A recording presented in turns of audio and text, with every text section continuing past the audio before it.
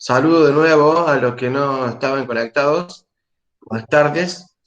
Vamos a dar una clase de apoyo de adulto y anciano previo al examen final. Vamos a abarcar los cuatro ejes. Obviamente que no vamos a hablar de cada uno de los temas de cada eje, teniendo en cuenta de que cada eje tiene alrededor de 6, 7 temas cada uno, o sea que sería imposible abordarlos a todos en una clase de 2 horas, que es lo que yo estimo que no le quiero dar más de 2 horas porque van a perder la concentración, ¿sí? Eh, Así que la idea que yo tenía era de hacer una breve introducción de los cuatro ejes y bueno, y pasar a directamente las dudas que tengan, ¿sí? A medida que ustedes me vayan planteando las dudas que tienen, bueno, se van a ir desarrollando los temas, ¿sí? Así que bueno, ustedes vayan pensando en cuáles son los temas que más eh, les cuesta y hablamos de eso. Tengan en cuenta que el examen se va a basar seguramente en algún caso, ¿sí? Entonces, no solamente nos pongamos a estudiar la teoría, sino que aprovechemos esta oportunidad, este ámbito que tenemos, para poder ver cómo llevar un caso a la teoría, ¿sí? Eh, Así lo hacemos lo más parecido a la examen posible y mañana sepan cómo encararlo, ¿sí? Porque la mayoría estudia toda la teoría, pero no sabe cómo aplicarlo en un caso real, ¿sí? Y eso es lo que se hace en estas materias troncales, como salud mental, como adulto y anciano, o enfermería básica. Nos basamos en un caso real para poder desarrollar todos los temas, ¿sí? ¿Cómo va a ser el examen de desarrollar o múltiple choice? ¿Alguien sabe? ¿Les han dicho? ¿Les han informado algo? Múltiplo va a ser. Ah, ¿y Múltiplo. cuántas preguntas son? Creo que dijeron 40 para los regulares. Ah, bien. Bueno, 40 no es mucho, digamos unas 10 preguntas por eje, aproximadamente. Bueno, eh, vamos a comenzar. Sí, hay menos 40 en una hora. Los libres seguramente deben tener 2 instancias. ¿Hay alguno que rinde libre acá?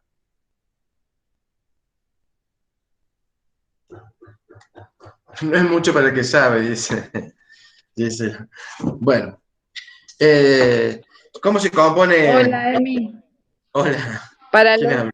para los libres son tres instancias. Yo rindo libre. Son 60 preguntas en 90 minutos y son tres instancias. Si rendimos bien el jueves, el viernes nos toman el oral con preguntas hechas, porque yo le pregunté a la profesora Lamuratore si era con un tema que nosotros podíamos desarrollar o ellos nos iban a preguntar y nos dijo que ellos nos iban a preguntar. Y si pasamos bien eso, el lunes hacemos el práctico. Ah, es un montón. Es un montón. Bueno, Sí, para los libres sí. bueno. A ustedes les es más aplicativo lo que les decía yo recién de los casos. Le van a dar solamente casos. Aunque en un múltiple choice no significa de que no le den caso, ¿sí? Les puede dar un caso y en base al caso desarrollar la teoría, ¿sí? Bueno, como le dije recién, se compone de 4 ejes. El primer eje se llama Generalidades de la realidad social para la comprensión de la inserción social del adulto y anciano. ¿De qué habla este eje? ¿Sí? Para que tengamos un pantallazo. Este eje habla acerca de la realidad social del adulto y anciano en la actualidad, ¿sí? Hay estadísticas, hay epidemiología, ¿sí? Hay indicadores sociales. Nos dice, por ejemplo, que la vejez, perdón, de que en la actualidad la población se ha avejentado un poco más. ¿Qué significa eso? De que hay cada vez más viejos, ¿sí? No decimos el término viejo despectivamente, ¿no? Eh, bueno, cada vez hay más personas adultas mayores, para decir de otra manera, que es mayores de 60 años.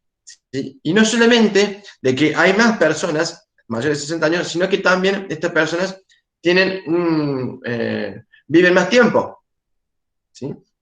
Y también se ha mejorado mucho la calidad de vida. Todo esto tiene repercusiones, ¿sí? ¿Cuáles son las repercusiones? Y de que alguien se tiene que hacer cargo de esas personas, ¿sí? El Estado, la familia, la comunidad, ¿sí? Todos en conjunto se tienen que hacer cargo de esta población, ¿sí? Porque es una población vulnerable, lo sabemos.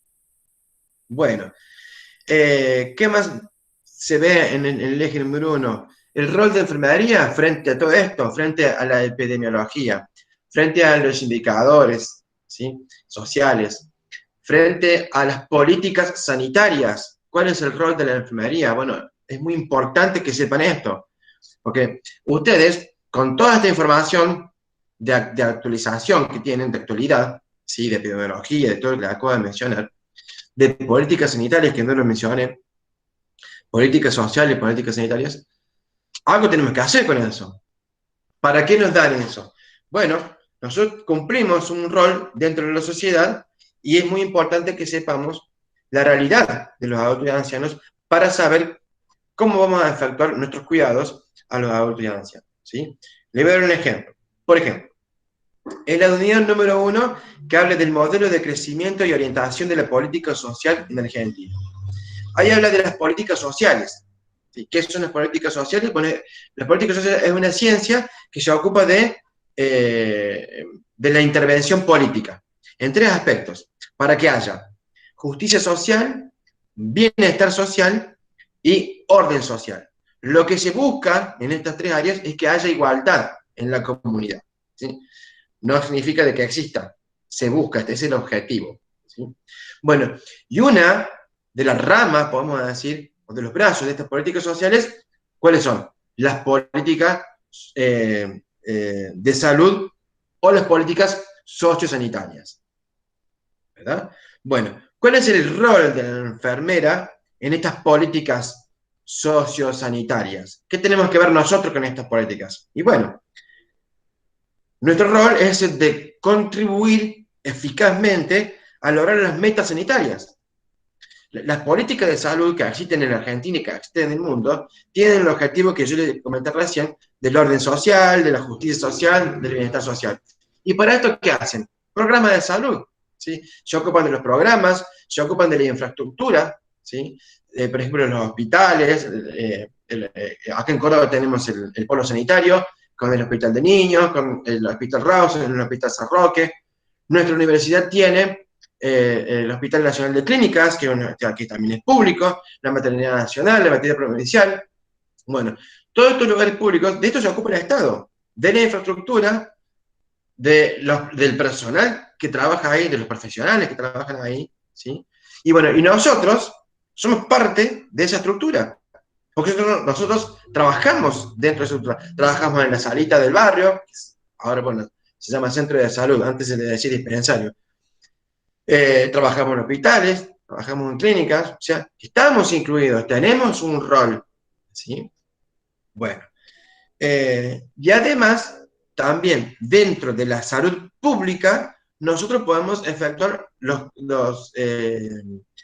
cuatro funciones de enfermería, ¿sí? Que es el de investigación. ¿Por qué el de investigación? Y porque el enfermero puede tomar parte en las estrategias del Estado. Tranquilamente, dentro del equipo del gabinete de un gobierno, puede haber enfermeros, ¿sí?, que se ocupen de la investigación de diferentes casos de la sociedad y poder implementar estrategias de cuidados a la sociedad, ¿sí? Por eso puede efectuar la función de investigación. Puede efectuar la función de docencia. Nuestros profesores, por ejemplo, pueden efectuar la función de asistencia, como yo le dije recién, en una salita, en un hospital, ¿sí? Y también pueden efectuar la función de administración, ¿sí?, de gestión y administración. Es más, en enfermería, en nuestra universidad, después que uno termina de hacer la tecnicatura y que hace la licenciatura, hay un magíster que es justamente de eso, de gestión y de administración de enfermería, ¿sí? Como por ejemplo también hay de pacientes críticos y demás. Bueno, entonces tenemos un rol dentro de estas políticas de salud, ¿sí? Y tenemos que tener en claro cuál es el mismo, ¿sí? Se lo repito, contribuir eficazmente a lograr las metas sanitarias que se propone el Estado, ¿sí? Porque el Estado somos todos. El Estado es el gobierno que está de turno y la sociedad y las instituciones. Todos somos el Estado. Todos tomamos partido en las situaciones, ¿sí? Bueno. Y por último, finaliza este eje con algo muy importante y de que se lo tomaron en los exámenes parciales, que es el tema de los derechos humanos, ¿sí? Los derechos del adulto mayor. Eso hay que tenerlo bien presente, ¿sí? Porque nuestro trabajo se basa justamente en eso. Nuestro trabajo se basa en los derechos humanos. Y los derechos humanos se clasifican o se dividen en los derechos del niño, en los derechos de la mujer, en los derechos del adulto y el anciano, ¿sí? Bueno, tenemos que conocerlos. Los últimos dos capítulos o temas, no sé cómo decirlo, de este eje número 1, que son el 5 y el 6, hablan justamente del el adulto mayor como sujeto de derecho, ¿sí? ¿Qué significa que el adulto mayor es un sujeto de derecho? Que el adulto mayor tiene el derecho a ser cuidado por su familia y por la comunidad, ¿sí? Como dije recién, el Estado completo debe hacerse cargo de los adultos ancianos, ¿sí? De los adultos mayores. Todos tenemos que hacernos cargo. La familia en primer lugar, ¿sí? Luego la comunidad, porque dentro de la comunidad hay instituciones que se ocupan de ellos. Y por supuesto el Estado con sus programas. Y bueno, y por último habla de los derechos, enumera los derechos humanos, y eso bueno, es muy importante que lo sepan también. Bueno, todo eso es un pantallazo del eje número 1. El eje número 2 es un poco más entretenido, porque ya habla un poco más de la práctica de enfermería, ¿sí? Se llama el cuidado multicultural con enfoque familiar. ¿Qué se ve en este eje número 2? Lo principal que van a ver es el modelo teórico de Madeleine Leninger. Madeleine Leninger tiene el modelo de la diversidad cultural y la enfermería transcultural. ¿Qué van a ver, por ejemplo, ahí? Cómo abordar, por ejemplo, a un paciente basándonos en el sol naciente. ¿Sí? Bueno. ¿Qué otra cosa ven ahí? El proceso de atención de enfermería, ¿sí? Los 5 pasos del proceso de atención de enfermería también están en este eje. Y por último, hay unos trabajos prácticos que hablan de los signos vitales y de el examen físico, ¿sí? Eso es a grandes rasgos lo que es el eje número 2. Yo les voy mencionando para que nos vayamos ubicando en el contexto y luego ya cuando ustedes me vayan preguntando vamos a ir adentrándonos más en el tema. Seguramente me van a preguntar del sol naciente, seguramente me van a preguntar la teoría de Madeleine-Leninger. Bueno, vamos a ver cómo se va desarrollando la clase, ¿sí? Bueno, la unidad, en el eje o unidad número 3, la adultez como etapa de la vida. Tiene mucha relación con el eje número 1, porque comienza a hablarnos de nuevo del adulto mayor, ¿sí? El ser adulto en el mundo actual. Habla ya de nuevo de un poco de estadística, te vuelve a mencionar por qué la población está envejecida, cuáles son los motivos por los cuales hoy hay más personas adultas mayores, ¿sí? Hay varios motivos, hay varios factores que hace de que haya una población adulta mayor grande, ¿sí? Y de que esta población cada vez viva más tiempo y con una mejor calidad de vida, ¿sí? Hay una perspectiva que tenemos nosotros, una idea que tenemos nosotros los adultos, que los adultos son pasivos, que los adultos mayores son pasivos, ¿qué significa esto? De que no realicen actividades, ¿sí? Pero cuando examinamos la realidad, nos damos cuenta de que no es así. La mayoría de las personas que mayores de 60 años, que ya se jubilaron, siguen haciendo actividades, ¿sí? Porque todavía se encuentran bien de salud, siguen trabajando. Por ejemplo, en el área nuestra de salud, van a haber un montón de enfermeras jubiladas y que siguen trabajando, siguen trabajando. Súbanse a un taxi. Hay un montón de taxis manejados por jubilados. Ya, sí, bueno, ¿qué significa esto? Que siguen en actividad, ¿sí? Siguen en actividad de entretenimiento. Los clubes de jubilados se van de vacaciones, se van allá a las termas de Río Hondo, se van a, bueno, les puedo mencionar un montón de ejemplos. ¿Para qué les menciono estos ejemplos? Para que ustedes tengan casos concretos de cuál es la realidad del anciano. No es una persona pasiva, es una persona activa, ¿sí? Ese es el perfil del anciano en la actualidad. La salud de los grupos en edad productiva. Bueno, eh, los determinantes sociales de la salud. Ahí vamos a ver, por ejemplo, el autor este que se llama Lalonde. ¿Sí? ¿Qué hizo Lalonde? Bueno, él, como muchos otros investigadores sociales, se dio cuenta de que hay mucha desigualdad en el mundo. Bueno, pero ¿por qué hay mucha desigualdad en el mundo? Y bueno, hay que examinar por qué. ¿Y qué surgió de este examen de la desigualdad? Las determinantes sociales, ¿sí? Las causas y los motivos por los cuales las personas tienen salud o tienen enfermedad, o por qué las personas se enferman, ¿sí? ¿Por qué las personas tienen ciertas oportunidades y otras personas no? ¿En qué ámbitos? ¿Sí? ¿Cuáles son las determinantes? Ese tema también es muy lindo, es muy profundo y seguramente va a entrar en el examen. Inserción social, laboral y familiar, ¿sí? Habla mucho de las personas que tienen que volver a insertarse en la comunidad por montones de motivos, porque haya estado enfermo mucho tiempo, internado, porque haya estado en la cárcel, porque haya estado de viaje y vuelve de nuevo a la Argentina, ¿sí? Cómo se inserta nuevamente en la sociedad, en lo laboral, con la familia, con la comunidad. El cuidado de la salud del trabajador, ahí vamos a ver cuáles son las definiciones de riesgo, cuáles son los derechos y las obligaciones que tenemos nosotros como trabajadores y los derechos y obligaciones y las obligaciones que tiene la patronal, ¿sí? El derecho a cuidarnos. ¿Qué pasa cuando nos enfermamos? ¿Qué pasa cuando nos accidentamos? ¿Sí? La familia como unidad de acción de los adultos y ancianos, haciendo un enfoque familiar y relacionándose con el siguiente tema que es el grupo doméstico y el proceso de salud, enfermedad, atención. La diferencia de lo que es la familia y el grupo doméstico son dos cosas totalmente diferentes, ¿sí? Y por lo tanto hay diferentes maneras de abordarlas, ¿sí?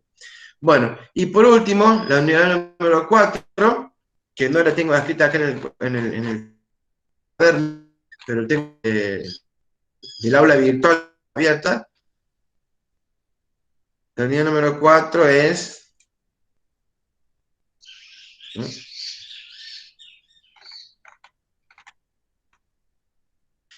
El adulto mayor en el mundo de la productividad. ¿Qué vemos ahí? Bueno, en el primer tema vemos el perfil de salud del adulto mayor, ¿sí?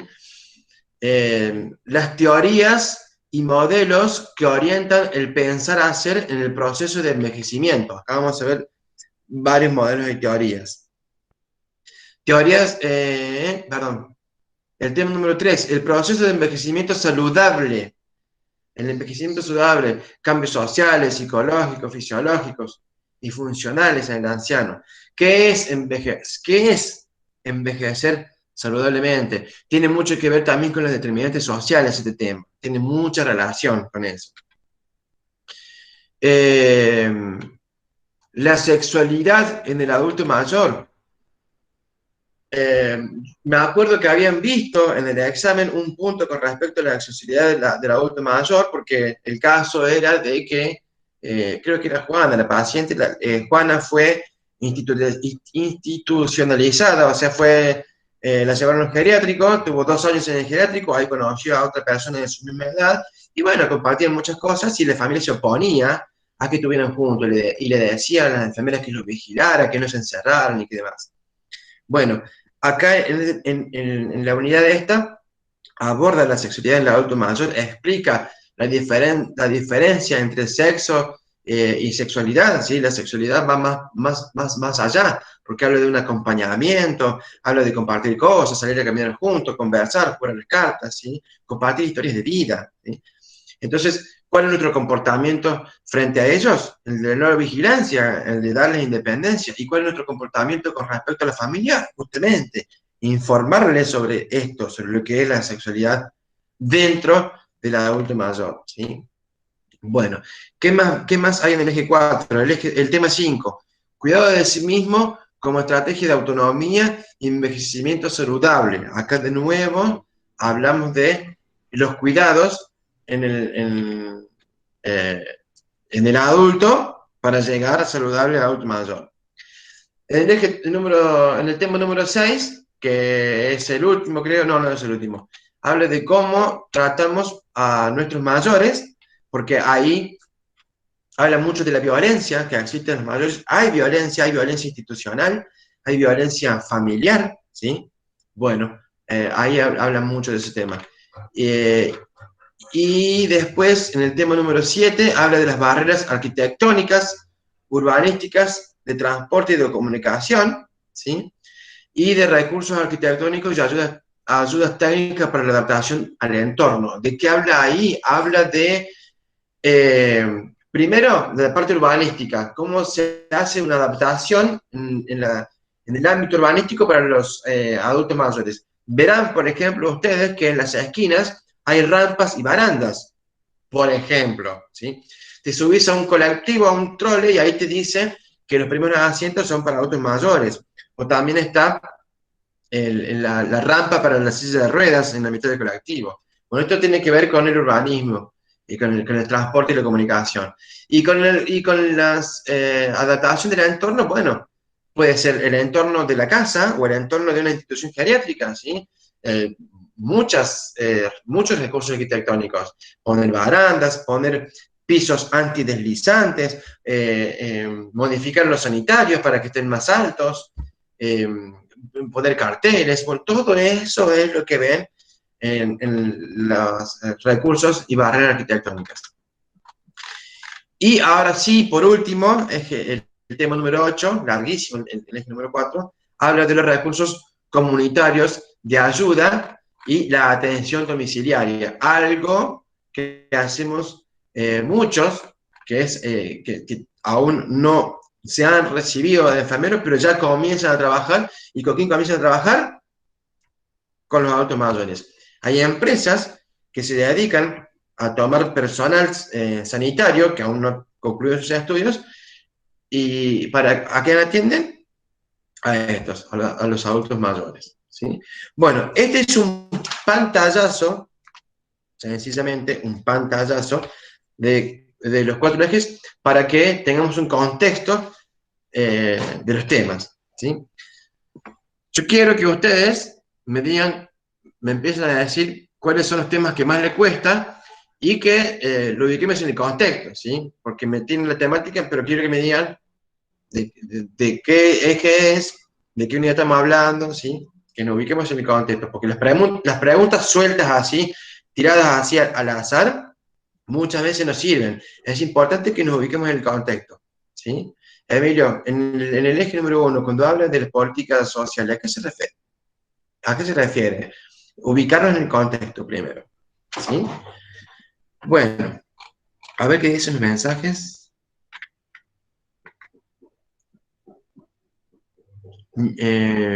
Mica Casas, que no sé si es Mica o Luana, porque Luana entra con el cuento que dice, pueden ir dejando las dudas por acá o levantando la mano, así le damos la palabra. Muy bien, una forma organizada de llevar a cabo la clase. Es Mica. Ahora entré con mi otro Gmail. Ah, están los dos. Bueno, Sí, estamos los dos. Primera pregunta. Vero dice, ¿podría explicar la diferencia entre el grupo doméstico y la familia? Sí.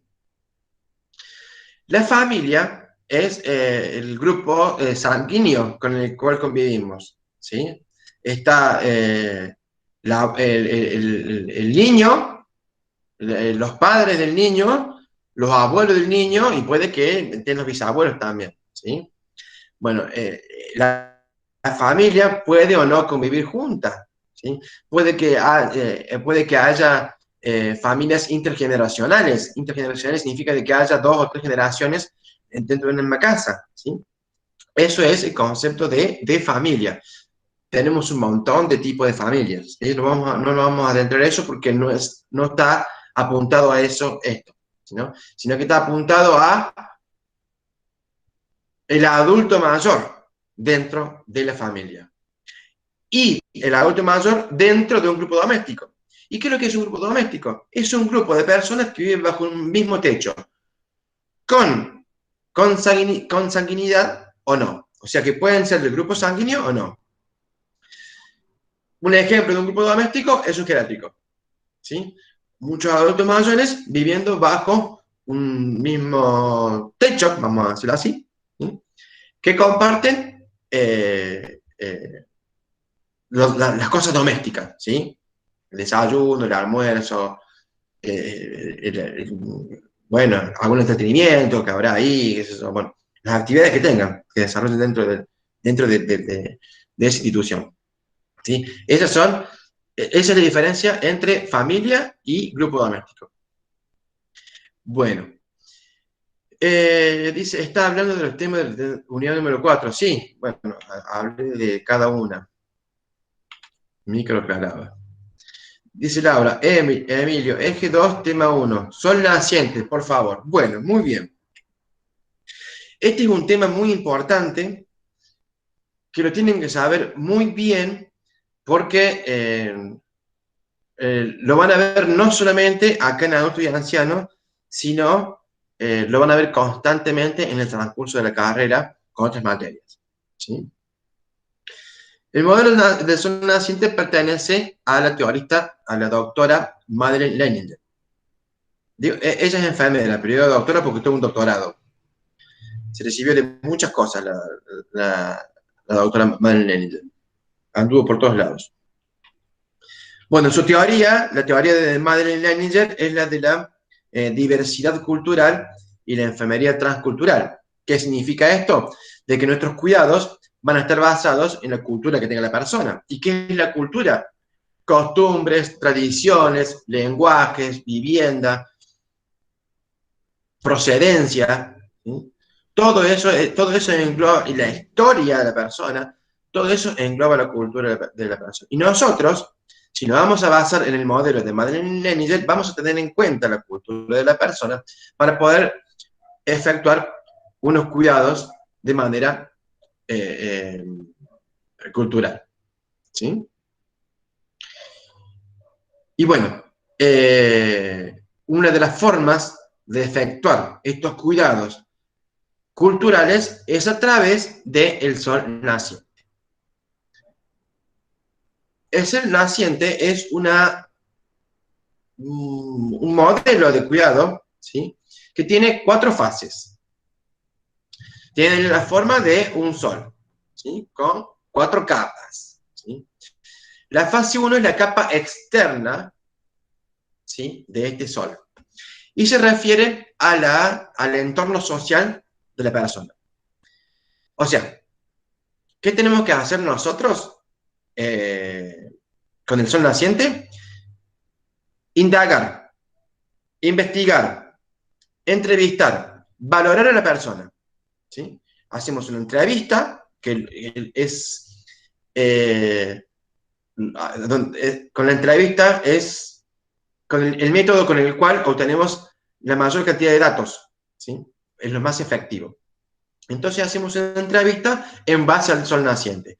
¿Qué abarcamos en la fase 1? El entorno social. ¿Y qué es el entorno social?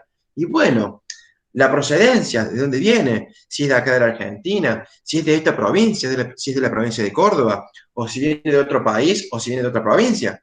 Tengamos en cuenta que acá en Córdoba tenemos gente de Bolivia, gente de Perú. Dentro de la Argentina tenemos gente de Jujuy, gente de Salta, gente de Santiago del Estero, gente de Neuquén, gente de todo el país, ¿sí? Bueno, este contexto social incluye eso, la procedencia de la persona, pero también incluye el barrio, ¿sí? Porque el barrio a mí me va a dar algunas pautas o algunas determinaciones, ¿sí? Una persona que, sin ánimo de discriminar con lo que voy a decir, ojo, ¿no? Si una persona viene y me dice que vive en el cerro, ¿sí? Y otra persona viene y me dice que vive en barrio Villa El Libertador, entonces yo voy a tener algunos parámetros sobre los estilos de vida de estas personas, ¿sí? Porque sé lo que es el barrio del cerro y sé lo que es el barrio del Libertador, ¿sí? Entonces, seguimos dentro del contexto social, ¿sí? Así como también averiguamos la procedencia, también vemos el barrio de que vive, ¿sí? Después, también el contexto social, eh, ¿qué otra cosa incluía? La vivienda también, cómo vive la persona, ¿sí? Bueno, todo eso está en el primer nivel, contexto social, recuérdalo. El segundo nivel, acuérdense de arriba, de afuera hacia adentro, el segundo nivel es el más largo, el más complejo. Contiene 7 factores, ¿sí? El factor tecnológico, el factor educativo, el factor socioeconómico, el factor religioso, el factor político, y me están faltando 2 que no lo recuerdo muy bien, pero son esos 7 factores. ¿Qué averiguo yo en esos factores? ¿Para qué yo quiero saber todo esto? ¿O qué pregunto? Esto. Bueno, vamos a comenzar con el primero, de la izquierda hacia la derecha, que es el factor tecnológico. ¿Qué le preguntaría yo a una persona basada en el sol naciente con respecto al segundo nivel? Y bueno, por ejemplo, si tiene teléfono celular, ¿sí? Si tiene teléfono, si me dice que sí, bueno, si tiene acceso, por ejemplo, a las redes sociales, WhatsApp, Facebook, ¿sí? Si me dice que no, bueno, ¿no? Ya tenemos ya un parámetro cómo se comunica a la persona, ¿sí? Si se está comunicando como lo hace la mayoría de la sociedad con WhatsApp, o si tiene que estar llamando a quien necesita comunicarse, o con mensajes de texto con SMS. Si tiene televisor, si no tiene televisor. Si tiene televisor, ¿qué tiene? ¿Tiene cable? ¿Qué ve? ¿Ve Netflix? ¿Tiene la antena con los 3 canales de Córdoba? ¿Qué tiene? Entonces uno ya va con los factores tecnológicos, ya más o menos comienza a ubicarse cómo la persona vive, si la persona vive comunicada, si ve televisión y está enterada de lo que pasa, de las noticias, o si está todo el día viendo películas, o si no ve nada, ¿sí? Bueno, ahí ya, que el factor tecnológico ya averiguamos muchas cosas. Pueden preguntar un montón de cosas más con respecto al factor tecnológico. Si tiene computadora, ¿sí? Y si tiene computadora, si tiene internet, si maneja internet, ¿sí? Muchas personas adultas, mire, a mí me toca hacer una entrevista a una persona adulta que me dice, sí tengo computadora, ah, sí, pero que lo sé, y yo juego, y juego, lo usaba para jugar, lo usaba como entretenimiento. Bueno, después, el factor educacional, que era ese uno de los aspectos, de los factores que me he olvidado. El factor educacional, ¿qué le preguntamos? Bueno, usted tiene la primaria, la secundaria, primaria completa, secundaria completo, hizo algún estudio después terciario, universitario. Después, el factor socioeconómico, ¿qué le preguntamos? ¿De qué vive usted? ¿Tiene una jubilación, de una pensión? ¿Trabaja? Porque hay adultos que siguen trabajando, adultos mayores siguen trabajando, ¿sí? Factores religiosos, bueno, si profesa alguna religión, si profesa alguna religión, si participa, si va a la iglesia, ¿por qué nos importa eso a nosotros? Bueno, porque el adulto mayor, ¿sí?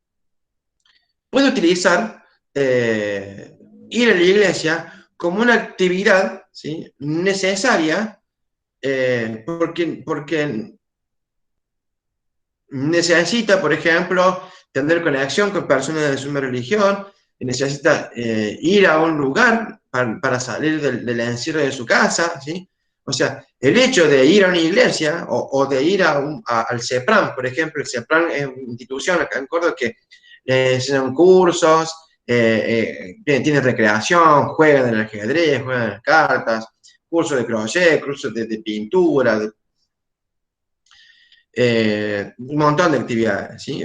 ¿Para qué? Para que la persona salga de la casa, ¿sí? Para eso nos interesa averiguar todas esas cosas, para ver si la persona está todo el día encerrada en un aislamiento social o si tiene contacto con la sociedad, ¿sí? ¿Y para qué quiero saber yo esto? Y para que cuando yo tenga que efectuar los cuidados, tenga en cuenta, bueno, ¿con quién tengo que hablar? ¿Tengo que hablar con la familia? ¿Tengo que fijarme en la comunidad, en los sectores en los que ella recurre. Para eso nos sirve la entrevista a través de estos 7 factores del segundo nivel del sol naciente. ¿Sí?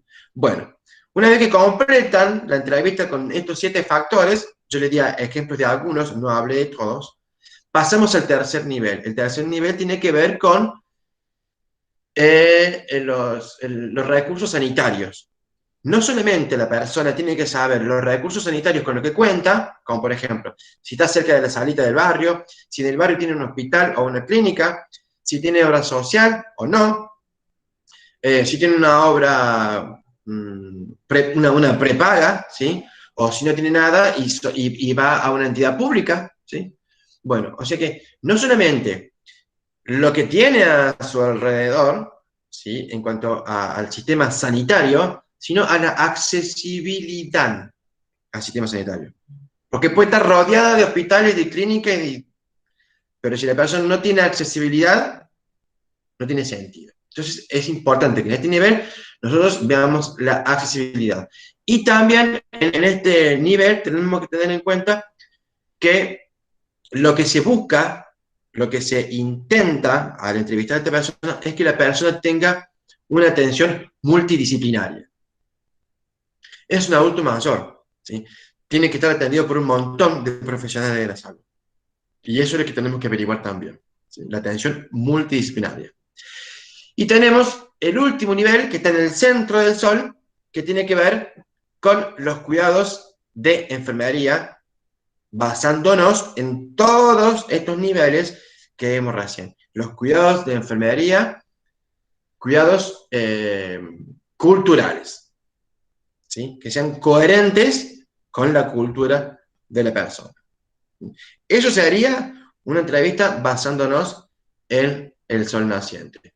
Si lo queremos llevar a un proceso de atención de enfermería, bueno, el sol naciente vendría a ser la valoración del PAE, que es el primer paso del PAE es la valoración.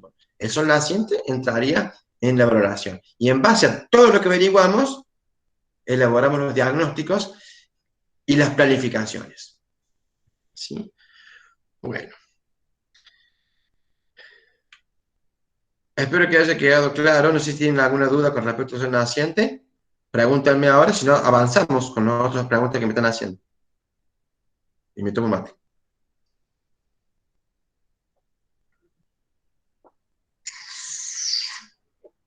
Nada. Bueno, muy bien. Profe, yo me quedé con una duda. Vanessa, dime. O sea, me quedé en el segundo nivel. O sea, los recursos sanitarios entraban en el tercer nivel o estaban dentro del segundo nivel. Tercero. Ah, bueno, Acordate listo. acordate que lo principal del tercer nivel es que tenemos que tener un enfoque multidisciplinario. ¿Sí? Cuando hablamos de enfoque multidisciplinario, ¿a qué estamos haciendo referencia? Al acceso sanitario. Ok, gracias, profe. Bien, muy bien. Seguimos. Yo tengo dudas del eje 1, tema 1, sobre políticas sociales. Lo primero, bueno, las políticas sociales es una ciencia, ¿sí? Son las intervenciones políticas. ¿Para qué los gobiernos intervienen en la comunidad? Para lograr la mayor igualdad posible, la mayor igualdad que se pueda en diferentes temas. Lograr la igualdad en el sistema de salud, lograr la igualdad en el sistema educativo, ¿sí? Bueno, prestar ayuda al nivel socioeconómico, ¿sí? Al nivel, atender la parte urbanística, ¿sí? Las políticas sociales son innumerables, ¿sí? Son todas las actividades que realizan los gobiernos para llevar a cabo su mandato, ¿sí? Brindándole a la comunidad la mayor igualdad posible. Acuérdate que yo les había mencionado 3 objetivos principales que son el orden social, la justicia social y el bienestar social. Eso es lo que persigue las políticas sociales. Y dentro de las políticas sociales, que yo les dije que tenían innumerables cosas, están los que nos interesan a nosotros, que son las políticas sociosanitarias, o las políticas de salud, ¿sí? ¿Qué incluye estas políticas? Bueno, como lo dije al comienzo de la charla, incluye no solamente la infraestructura de todos los lugares a los que uno se va a atender en el ámbito público, ¿sí? Los hospitales, las salitas del barrio, los centros de salud, sino que también incluye el personal, los profesionales que trabajan ahí, ¿sí? El personal multidisciplinario, hablamos de médicos, kinesiólogos, psicólogos, enfermeros, bueno, todos los profesionales. ¿Sí? Y todos los programas que existen. Te voy a dar un ejemplo de cómo nosotros podemos contribuir a la salud, a las políticas sociales. Como me está preguntando por políticas sociales. Bueno, por ejemplo, si yo trabajo en una salita en un centro asistencial, un centro de salud de un barrio, ¿sí? Y supóngase que ese barrio tenga pegado en la puerta de uno de los consultorios un programa para pacientes diabéticos. El tratamiento para pacientes diabéticos tiene 3 pilares: alimentación, ejercicio físico y medicación. ¿Sí? Que es un programa ahí que diga, bueno, los martes y jueves vamos a hacer ejercicios, vamos a caminar hasta el placer y volvemos, por decir un ejemplo.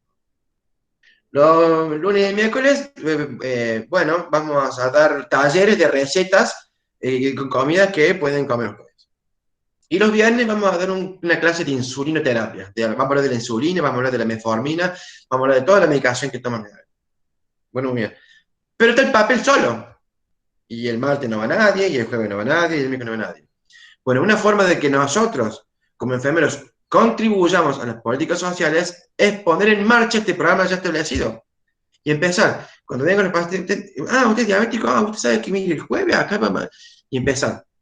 Y empezar a trabajar con los pacientes diabéticos. ¿Sí? Empezar a involucrarnos y a empezar a comprometerlos. Entonces, de esa forma, ¿qué estamos haciendo nosotros? Estamos trabajando de manera eficaz para llevar un programa de un problema específico que tiene la comunidad. ¿Sí? ¿Qué pasa si vamos a una salita o a un hospital y no hay un programa establecido? Bueno, nosotros mismos como actores de la salud podemos también implementar programas de salud. ¿Verdad? Bueno, esa es nuestra contribución, o más que contribución, nuestro rol de enfermería con respecto a las políticas sociales llevadas, en este caso, a las políticas sociosanitarias. Bueno. ¿Alguna pregunta con respecto a eso? No. Es más, ahora me estoy acordando que en el apunte me menciono 2 ejemplos de políticas sanitarias, del enfermero en las políticas sanitarias. Uno es un cuadrito que uno dice que el enfermero atiende a un niño que se intoxicó por una fábrica que había en el barrio. ¿Sí? Y el otro ejemplo es de la enfermera que toma participación con los médicos para que los médicos denuncien una violencia familiar. ¿Sí? Bueno, en los 2 casos, ¿sí?, que estamos prestando asistencia a las personas, nos estamos involucrando en políticas sociales. ¿Sí? La primera nos estamos involucrando ¿con qué? Con el medio ambiente. Y la segunda nos estamos involucrando con el caso de la violencia familiar. ¿Sí? Hay programas para las 2 cosas. Y nosotros, no solamente que hacemos la parte asistencial, sino que nos estamos involucrando en los 2 programas. De esa manera nosotros cumplimos con nuestro rol de enfermería. Bueno. Dice, podemos repasar, otro tema, podemos repasar las teorías del envejecimiento, eje 4, tema 2. Bien, ahí repasamos. Eso lo vimos en comunitaria, no sé a cuál te refieres. Los indicadores, la prevalencia. Bueno, eje 1, principales causas de muerte. Eje 1, diferencia entre política sanitaria y política de salud. Terminemos con el eje 1 y pasamos al eje 4. ¿Puede ser, Sol? ¿Que me hablas? Sí. Bueno, el eje 1. La diferencia entre política sanitaria y política de salud es la acabo de decir. La política de salud es una ciencia política, ¿sí? En la cual los políticos toman decisiones en un montón de ramas de la sociedad. Y la política sanitaria es uno de estos brazos de la política de salud, perdón, de las políticas sociales. Bueno, principales causas de muerte. Bueno, hay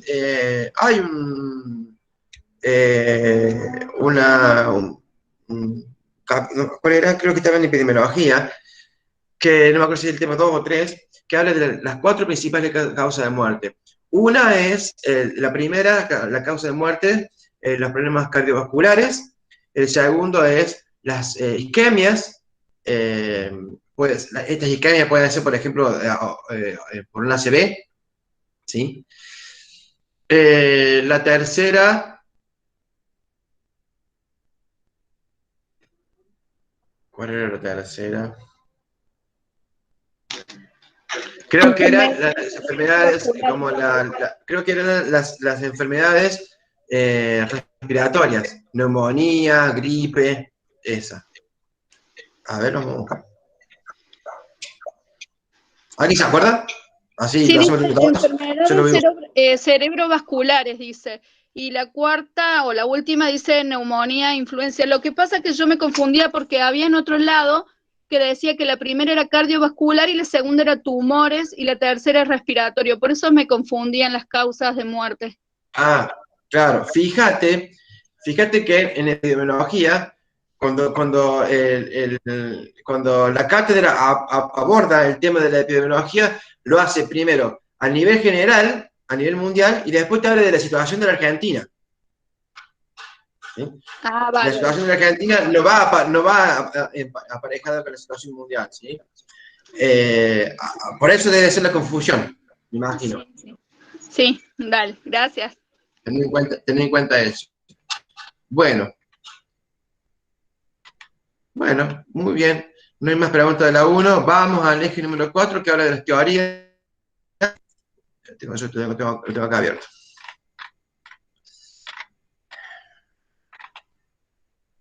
En un momento, acá está.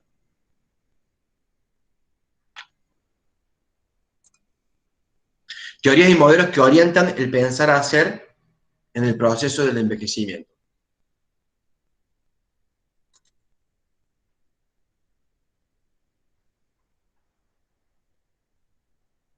Le quiero dar una mirada así general y comenzar a hablar de ellas. Yo había levantado la mano cuando estaba hablando del tema de la familia, porque querés consultar algo, pero es que no me veías, que por eso no hablé. Yo quería consultar ¿Vos querés consultar algo de la familia? Sí, en el trabajo práctico, que sería el parcial, nos preguntaron las características de la familia. Yo quería saber si se enfocaba en las características, cómo se conformaba la familia o cómo eran las cualidades de esa familia. Si brindaban un buen cuidado, si eran atentos, no sufrían maltrato, o no sé si me entienden. Recuerdo que el apunte les hablaba sobre los roles que hay dentro de la familia, ¿sí? Los roles que hay, los roles que tienen los padres, los roles que tienen los hijos, ¿sí? Y cómo ellos, tanto los padres como los hijos, tienen que hacerse cargo, por decirlo de una manera, no es la palabra justa, hacerse cargo, ocuparse, vamos a decir, de los adultos mayores, que dentro de la familia tienen el rol no el rol de ser cuidados, sino la necesidad de ser cuidados. Y también habla de los diferentes roles que ocupa un adulto mayor dentro de una casa. El adulto mayor, ¿de qué se ocupa? De criar a los nietos. Díganme que no es así. Porque los padres trabajan, o porque los padres se van a bailar, o porque los padres se van de vacaciones. ¿Quién se queda con los pibes? Los abuelos. Se ocupan de las tareas domésticas, se ocupan de cocinar, ¿sí? De eso, de los roles dentro de la familia y específicamente el rol del anciano. De eso habla cuando te está preguntando sobre la familia. Sí, Los pero tipos de familia, si vos los querés incluir también, yo les recuerdo, están en el apunte, pero los tipos de familia los han visto en otras materias, y está bueno que lo acople, que son en psicología, creo que han visto el tipo de familia, monoparental, biparental, un montón, como 5 o 6. sí, o sea, eran dos preguntas con respecto a la familia. Era una, ¿qué rol ocupaba Juana, ponele, en la familia? Y también había otra que dice, ¿qué característica tiene la familia de Juana? Entonces yo digo, me habla de características, se componen por mamá, papá, tíos o nietos y abuelos, o son personas que se encargan de ella, cuidan, maltratan, o sea, ¿cuál de las dos características de esas dos, o las dos juntas? Claro. Fíjate lo que te está preguntando. Fíjate si lo que te está preguntando es el espacio que ocupa Juana en la familia o en el espacio doméstico, ¿cómo es? No, está claro, o sea, la pregunta es clara. Son dos. Una era, ¿qué rol desempeña Juana dentro de la familia? Esa la respondí, tal, desempeña tales roles. Y la otra dice, ¿qué características posee la familia de Juana? O sea, se refiere a las características de la familia. Entonces yo quiero saber cuál de las dos características, porque tenemos características de manera del cuidado, de hacerse cargo, como decimos, o las características de cómo se compone esa familia. Las características que preguntaba en esa punta era de las características, por ejemplo, yo ahí puse de que, bueno, en mi caso no me acuerdo cómo era, pero era algo que las habían abandonado o así, era como unas características generales, no el tipo de familia, sino las características de esa familia. Eso era lo que quería saber. Muchas gracias. De nada. Bueno, aclarado el punto ese, vamos a las teorías del envejecimiento, ¿sí? Bueno, tenés 3 tipos de teorías de acuerdo a, desde el punto de vista desde el cual lo vas a abordar, ¿sí? Si lo vas a abordar desde el punto biológico, tenés las teorías biológicas, ¿sí? Si lo vas a abordar desde el punto de vista social, tenés las teorías sociales, que son 7 teorías. Las biológicas son 5. Y si lo vas a abordar desde el punto de vista psicosocial, tenés una teoría que es la de Erik Erikson, ¿sí? Estos son los 3 grupos, podemos decir, para estructurarlo de alguna manera, de teorías. Dentro de las teorías biológicas está la teoría del desgaste, la teoría de los radicales libres, la teoría de la acumulación de desechos, la teoría genética y la teoría del envejecimiento programado, ¿sí? Dentro de las teorías sociales, que hay 7, tenés la teoría adaptativa, la de desvinculación, la de desarraigo, la de modernización, la de continuidad, la de actividad, la de subcultura y la de intercambio social. Y por último, desde el punto de vista psicosocial, la teoría de Erik Erikson, que habla de, la teoría psicosocial de Erikson habla de 8 etapas en el transcurso del ciclo de la vida, ¿sí? Desde que nacemos hasta que nos morimos. El octavo, el último estadio, porque son 8 estadios, el octavo estadio corresponde al envejecimiento. Así que no sé hacia dónde va a apuntar la pregunta, pero yo te lo encuadro en cómo está dividida, ¿sí? En biológicas, sociales y psicosociales. ¿Cuál es la teoría? Quien me preguntó quién es, Sol, ¿sí? A la que me hace referencia.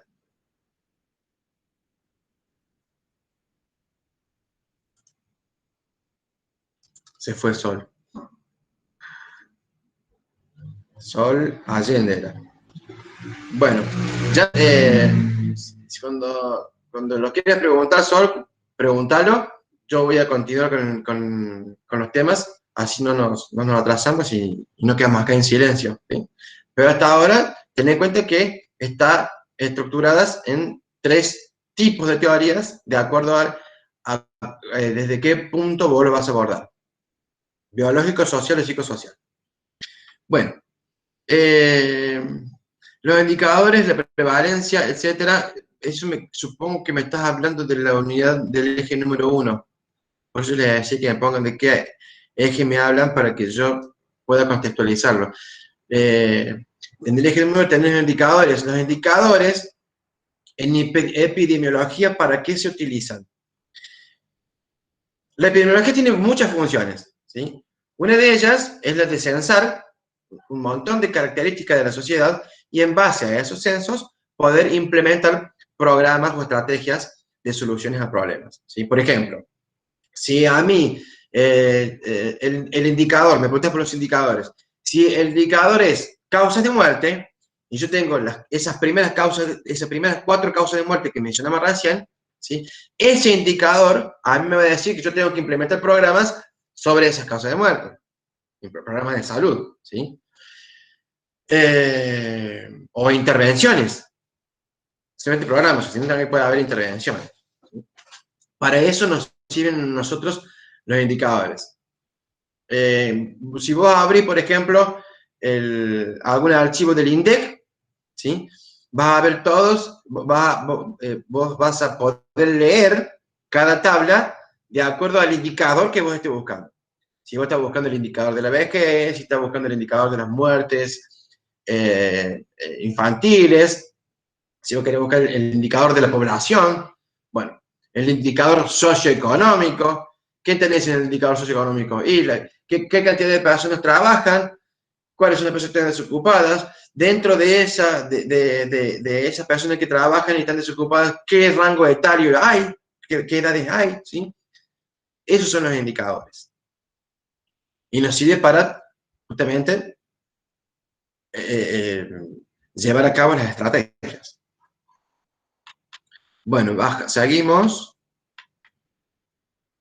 ¿Puede explicar lo del sol naciente? Bueno, muy bien.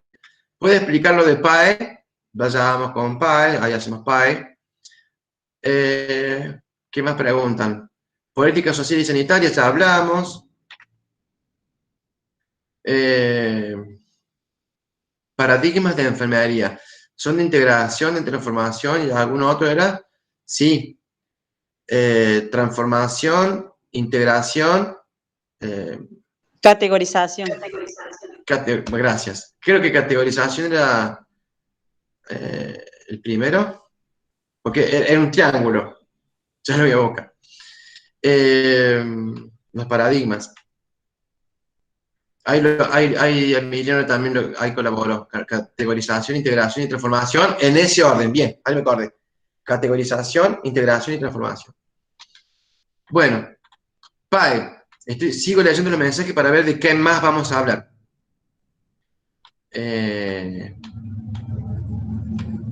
Familia nuclear. Bueno, es un tipo de familia. Tomo los trabajos prácticos en el examen de mañana para regulares. Los trabajos prácticos creo que eran signos vitales y exámenes físicos. La verdad es que yo no sé qué es lo que le va a tomar, porque esos seguramente le tienen que haber dicho a ustedes a través del aula virtual qué temas van a abordar. Y si no se lo dijeron, los trabajos prácticos están incluidos dentro del eje, así que van a entrar. No informaron nada, así que la verdad que no se sabe muy bien. Bueno, no sé entonces si no dijeron nada. Bueno. Yo pregunté a la profe, no me acuerdo, González creo, y me dijo que los trabajos prácticos no iban incluidos en el final, pero sí era como para que esté presente en adulto y anciano 2. Profe, ¿me puede dar un ejemplo de acciones de salud y uno de promoción de la salud para ver la diferencia? Justo estaba viendo esa pregunta. Romina, ¿sos, no? Sí. Sí, creo que le preguntaste 2 o 3. Sí. Acá estoy viendo. Sí, porque pensé que se había pasado. Sí, no, estoy leyéndolos a todos. Bueno, entonces tengo esto. Tengo acciones de salud y de promoción de la salud, la diferencia. Y tenemos después lo de PAE, que es lo que quedó arriba. Vamos a hablar de todos los temas. ¿Qué es para vos, Romina, la promoción de la salud? Ya sé que me estás preguntando, pero yo quiero saber qué pensás vos.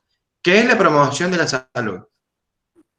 Es algo que se busca mejorar o evitar la enfermedad de una persona. Muy bien, muy bien. Promover la salud. O sea, la promoción, Sí. ¿sí? y la prevención de las enfermedades son las principales actividades que tiene el enfermero en APS, Atención Primaria de la Salud. Sí, sí. La promoción de la... cómo efectuamos esta promoción? Y bueno, la efectuamos a través de programas, de publicidades, de folletería. Nunca fuiste a un hospital o a una salita y te dan un folleto que te habla de los anticonceptivos, por decirte un ejemplo, ¿sí?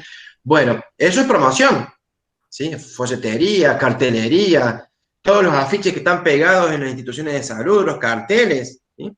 Todo eso es promoción de la salud. Y suponga que te pregunten... ¿Cómo? Suponga que te pregunten, como en el examen anterior, de un ejemplo de promoción en salud mental. ¿Qué podría ser, por ejemplo? Actividades al aire libre, por ejemplo, podría ser una acción de prevención. Bueno, de promoción, perdón. Voy a utilizar la pregunta que me hiciste del ejemplo para traer a colación la otra parte de la pregunta, que era la diferencia con las acciones. Las acciones que vos vas a realizar son justamente lo que va a cumplir el objetivo de la promoción, ¿sí? ¿Cómo va a cumplir el objetivo de la promoción de la salud? ¿Cómo cumplirse el objetivo? Con las acciones. Luana acaba de dar un ejemplo, por ejemplo, de salir a caminar al aire libre, por ejemplo, ¿sí? Para despejar la mente, por decir. Tenés un montón de acciones de acuerdo. Vamos a tratar de focalizarnos y de entrar en un contexto. Las acciones, ¿sí? Son la cuarta parte del proceso de atención de enfermería, que es la ejecución, ¿sí? Previamente a la ejecución, que son las acciones, tenemos un montón de cosas atrás. Tenemos la evaluación, tenemos el diagnóstico y tenemos la planificación. Entonces, yo las acciones las voy a hacer en base a todo eso. Vos, si me vas a preguntar algo de acción, primero tenés que hacer la evaluación, primero tenés que hacer el diagnóstico para ver yo hacia dónde apunto, hacia dónde voy. ¿Entendés? Pero eso sería. Las acciones son como la solución, las cosas que vos vas a llevar a cabo para poder cumplir con el objetivo de la promoción y de la prevención también. ¿Sí? Porque con la prevención también haces acciones. Sería como la solución que vos le das a la promoción que hiciste. Sí, no sé si la solución, pero por lo menos la estrategia que vas a utilizar. Claro, vos vas a hacer la acción. Si lo vas a solucionar o no, no sabes, ojalá que sí, pero no es la solución. Es la tarea que vos vas a realizar para poder cumplir el objetivo que está dentro de la planificación. Bien. Del PAE. Bueno, gracias. Vamos a hablar de PAE, así, de nada. Bueno, vamos a hablar de PAE, que es la otra pregunta que me estaban haciendo.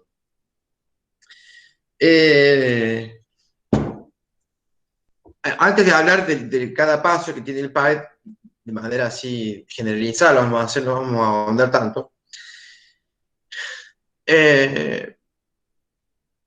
¿A dónde aplicamos el PAE? Bueno, al PAE lo aplicamos en las personas a nivel individual, familiar y comunidad. ¿Sí? Ahí aplico yo el PAE, a nivel individual, familiar y comunidad. O sea que yo hago un proceso de atención de enfermería no solamente para una persona que está hospitalizada. Juan Pérez, que está en la cama 18, anda a hacer un PAE de él y va a hacer el PAE. No, podés hacer un proceso de atención de enfermería incluyendo toda la familia, ¿sí? O podés hacer un proceso de atención de enfermería con un problema que existe en la comunidad. Bueno, entonces ese es el ámbito en el cual vos vas a llevar a cabo el proceso de atención de enfermería. Y el otro ámbito son los niveles de atención. Nivel primario, nivel secundario y nivel terciario. Esto se refiere a los grados de complejidad que tienen los sistemas sanitarios. ¿Sí?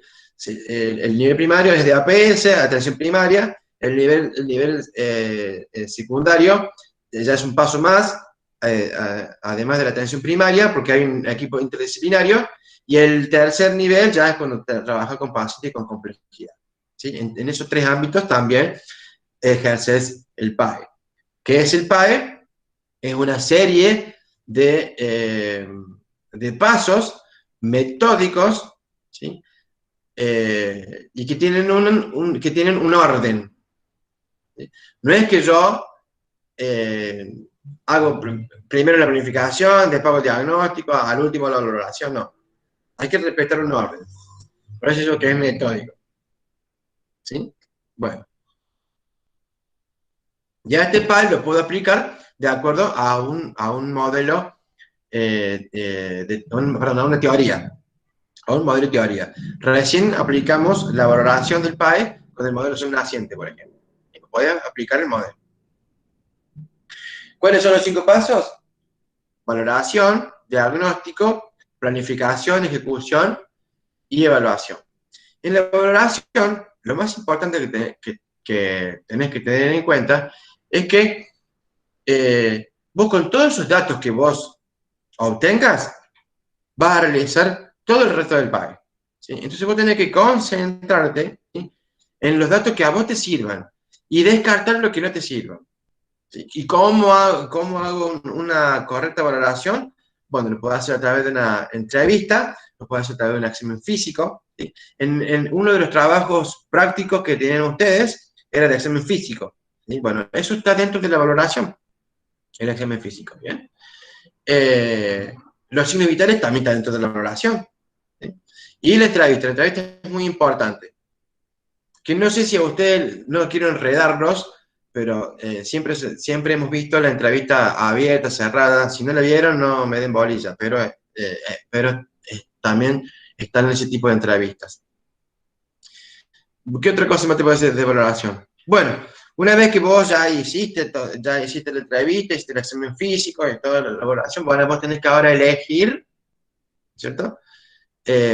O mejor dicho, sí, elegir qué es lo que a vos te va a servir o no para continuar con el PAE. ¿Sí? Hay información que a lo mejor la va a descartar. ¿Sí? Bueno, también ahora estoy recordando, tenés información que la obtenés de manera directa o de manera indirecta. De manera directa es si la obtenés del paciente, de manera indirecta si la obtenés de algún familiar, o de algún médico, de algún estudio, de un hemograma o de un estudio de laboratorio, ¿sí? Directo e indirecto. Pueden ser datos históricos o actuales, o pueden ser datos objetivos y subjetivos, ¿sí? O puede ser una combinación de ambas cosas, históricos actuales, o históricos objetivos e históricos subjetivos, ¿sí? O actuales objetivos y actuales subjetivos, ¿sí?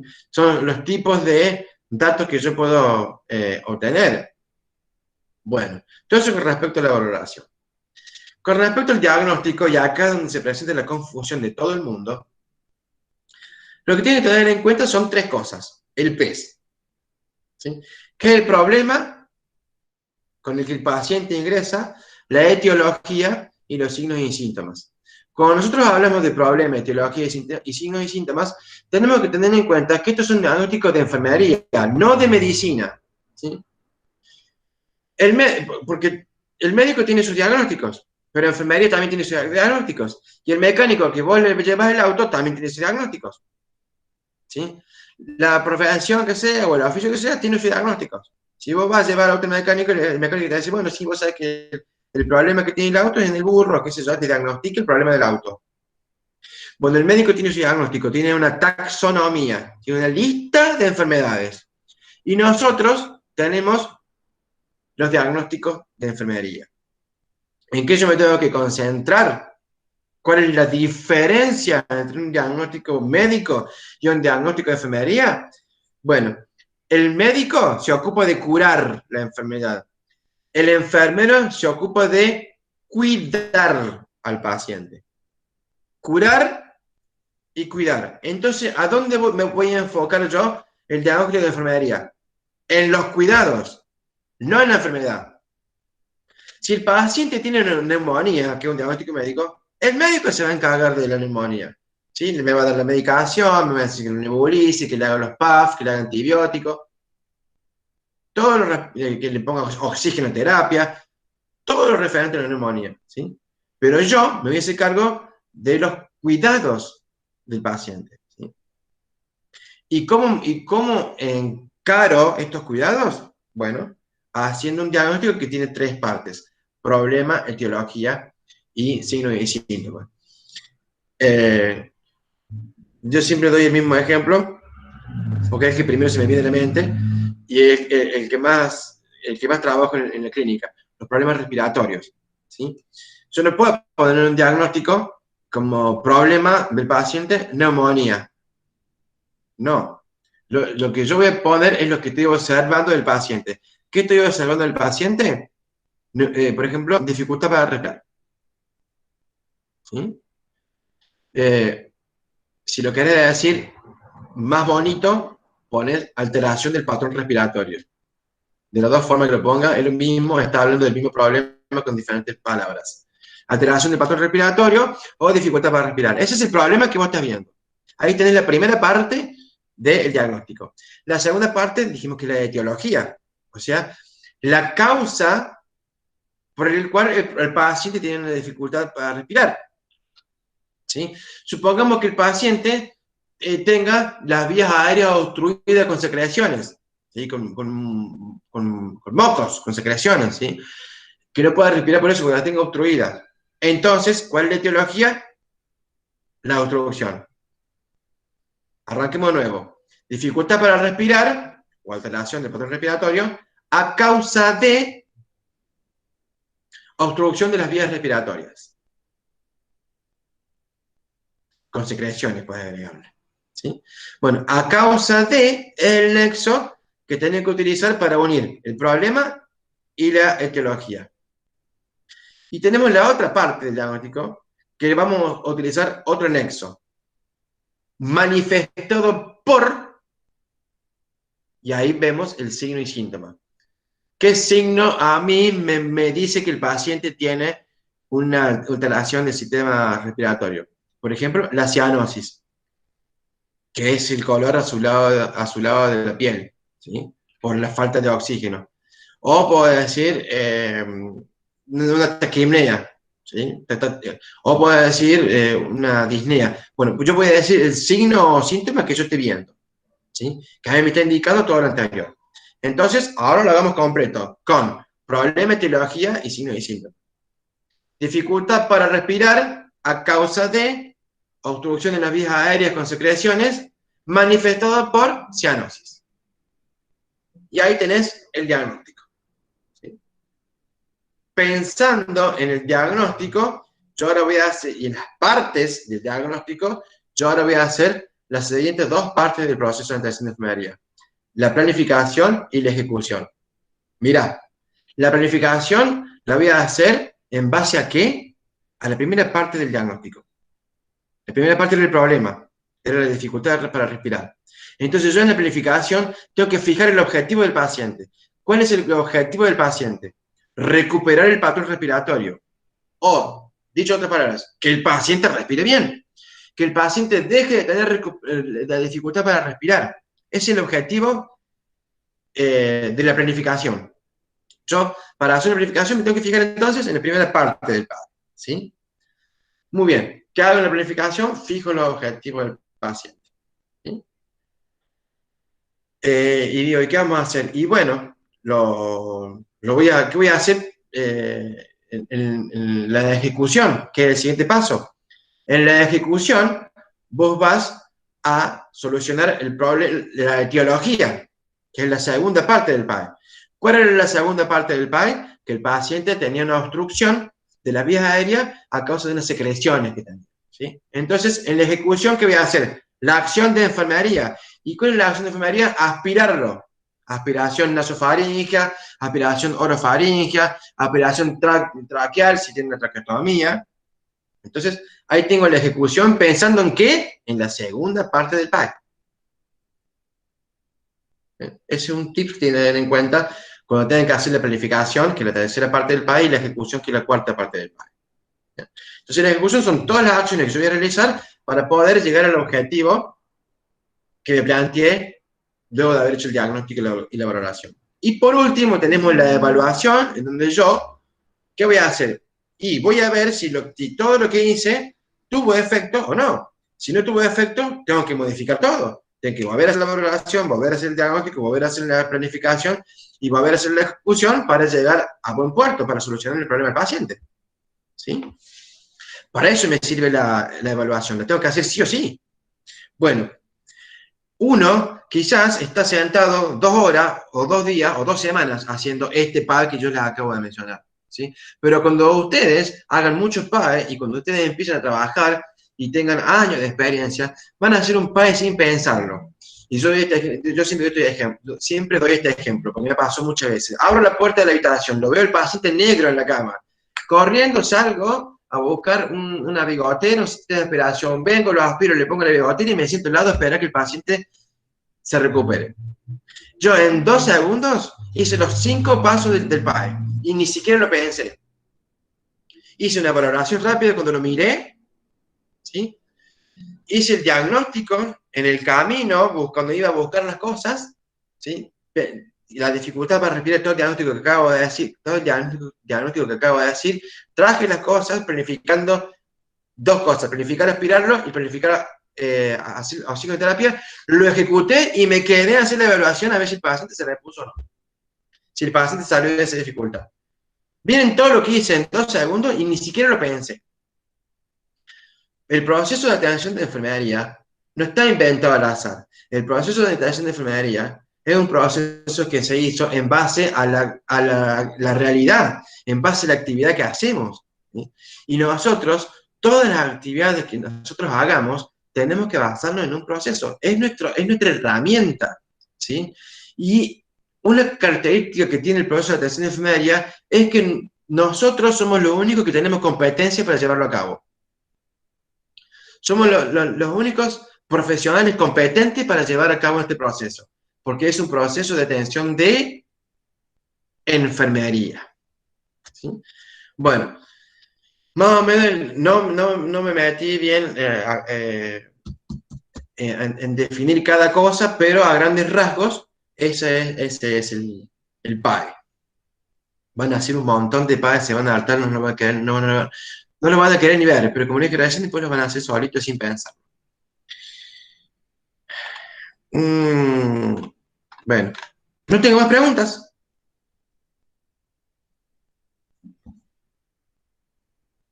Bueno, me alegro que quedó claro. Bueno, ¿alguna otra pregunta? Ya hablamos de zona naciente, hablamos de PAE, hablamos mucho de determinantes, no hablamos de determinantes sociales, es muy importante que lo sepan. Un caso, ¿quieren que veamos un caso? En un caso del examen, qué sé yo, yo no tengo ninguno acá, pero sé que tuvieron porque me han mandado por privado un montón. Y si quieren vemos uno y hacemos un popurrí de preguntas. Bueno.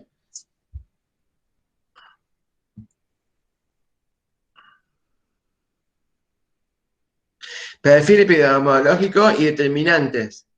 Bueno, determinantes, que es lo primero que se me viene a la mente. Las determinantes sociales de la salud son muy importantes porque, ¿por qué? Porque lo que se busca con las determinantes sociales es poder terminar, no vamos a poder terminar, poder tratar de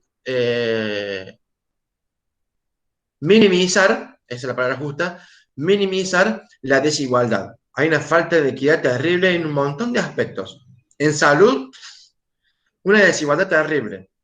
Bueno, para poder afrontar esta desigualdad están las determinantes sociales. Yo tengo que pensar, ¿sí?, cuáles son las causas por las cuales la persona pasa de la salud a la enfermedad o a la recuperación. De la enfermedad pasa a la salud, ¿sí? Hay una Voy a cerrar este archivo, porque si se me mezcla.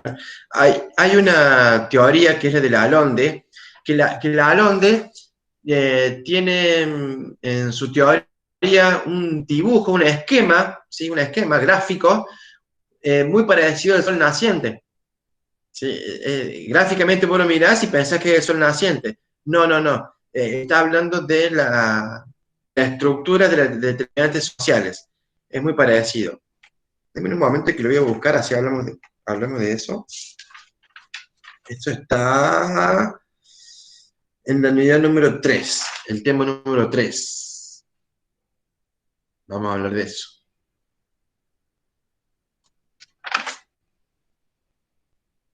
Y después vamos a hablar de otra cosa que me preguntó un compañero más arriba, que es el perfil epidemiológico. Y vamos por parte. Vamos a hablar de los dos temas. Todo lo que vayan pidiendo. Bueno, dijimos entonces determinantes sociales de la salud. Eje 3, tema 3. Es muy lindo este tema. Es muy lindo porque podemos ver la realidad tal cual es. ¿Sí? Cuando empezamos a mencionarlas, las determinantes sociales, nos empezamos a dar cuenta de por qué nos enfermamos y todas las cosas que podemos hacer para evitarlas. Bueno, justamente ese es uno de los objetivos, ¿no? Trabajar sobre determinantes para poder evitar los problemas. Por eso es lindo. Bueno, quiero ver el contenido. Acá está, página 5. Bueno, acá hay otro autor más. Menciona a Lalonde y a Schenkin. Vamos con Lalonde primero, así hablamos bien de eso.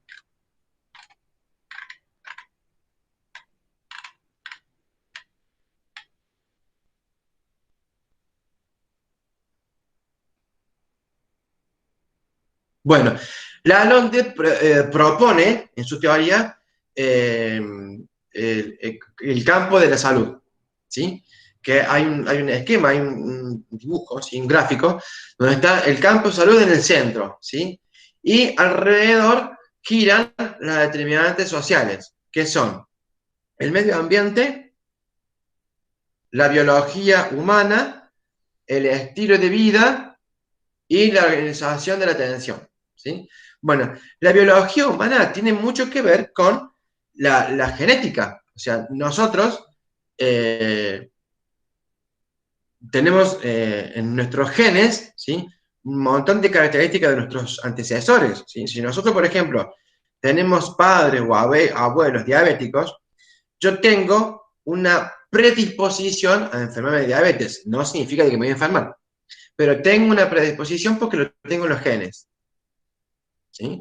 Entonces, la genética, el factor biológico, es una de las determinantes sociales, por eso que le acabo de decir.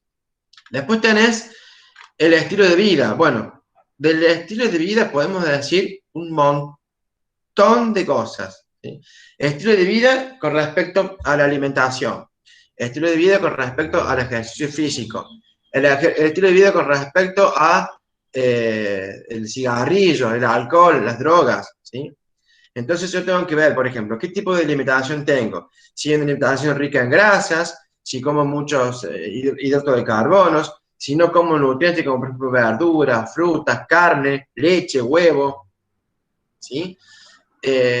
Bueno, después con respecto al estado físico, ¿sí? Si hago ejercicio, si no hago ejercicio, si llevo una vida sedentaria, si estoy todo el día sentado frente al televisor no hago nada, si salgo por lo menos a caminar una vez a la semana. Bueno, todo eso tiene, el estilo de vida que llevamos nosotros va a influir, todo lo que yo dije, la alimentación y el ejercicio físico va a influir en nuestra salud o enfermedad. Y bueno, los estilos de vida tóxicos que acabo de mencionar, ¿sí? Si fumamos, si tomamos alcohol en exceso, si utilizamos drogas, ¿sí? Son determinantes sociales. Todas estas determinantes sociales se agrupan ¿en qué? En estilos de vida. La otra determinante social era la organización de la atención. Bueno, la organización de atención es un poco amplia. Yo les había dicho al principio que tenía que ver no solamente con toda la infraestructura sanitaria con la cual contamos a nuestro alrededor, sino también con la accesibilidad que yo tengo a esa atención, ¿sí? O sea, no solamente cómo está organizada la atención sanitaria, sino el acceso que yo tengo, ¿sí? Bueno, y del medio ambiente podemos hablar de muchas cosas. Por ejemplo, acá te está mencionando las condiciones socioeconómicas, culturales y ambientales, ¿sí? Las condiciones de vida y de trabajo, las influencias comunitarias y el soporte social. Miren qué importante que esto, porque a veces no lo pensamos. Las influencias comunitarias y el soporte social. Esto es una determinante social muy importante, porque nosotros no vivimos aislados del mundo. Nosotros vivimos en sociedad, ¿sí? Y dentro de la sociedad hay un montón de redes sociales. Yo había mencionado, en otra oportunidad mencioné, bueno, no sé si fue acá o en la clase de salud mental, el club de deporte, el club de fútbol, el club de abuelos, el club de jubilados pensionados, las escuelas primarias y secundarias, los centros de salud, el dispensario, las iglesias, o templos, de acuerdo a la religión que sea, bueno, no importa. Todas esas influencias comunitarias y soporte social también es una determinante social, porque nosotros vivimos en sociedad, no vivimos aislados del mundo, ¿sí? Entonces, estos también son determinantes sociales. La cultura, que no le menciona acá, pero la cultura también es una determinante social. Bueno, en definitiva, en conclusión, ¿a qué quiere llegar la ALONDE con todas estas determinantes que acabo de mencionar en 4 grandes grupos? Bueno, disminuir la desigualdad o la inequidad que existe, ¿sí? Después, hay otro esquema que habla de las determinantes estructurales y las determinantes intermedias, ¿sí? Es otra forma de estructurar estas determinantes sociales, ¿sí?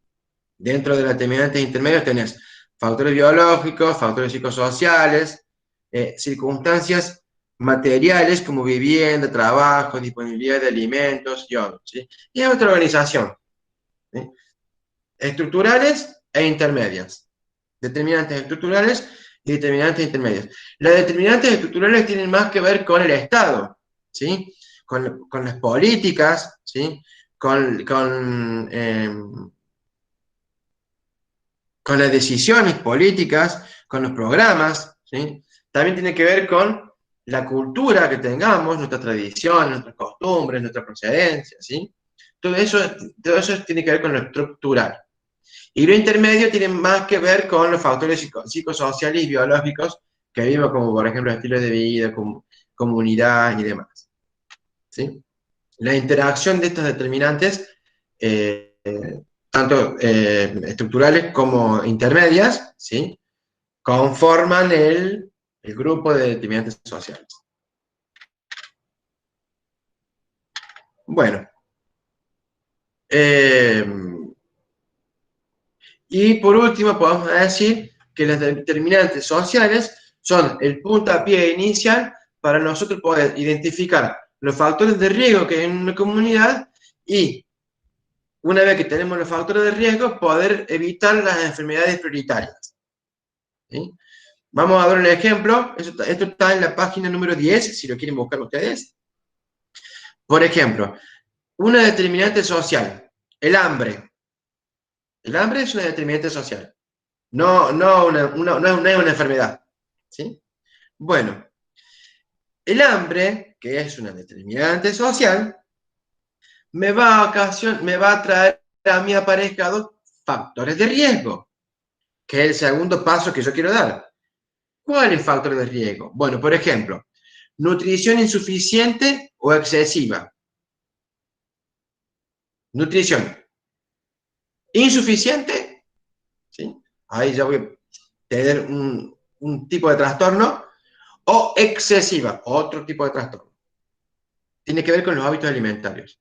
¿Qué otra cosa, qué otro factor de riesgo me lleva el hambre? Los traumatismos por vehículos automotores. ¿Sí? Según lo que me dice acá, en los factores de riesgo. Bueno, y de ahí se despegan de estos dos factores de riesgo que les acabo de mencionar, se despegan todas las enfermedades prioritarias que yo tengo por estos factores de riesgo.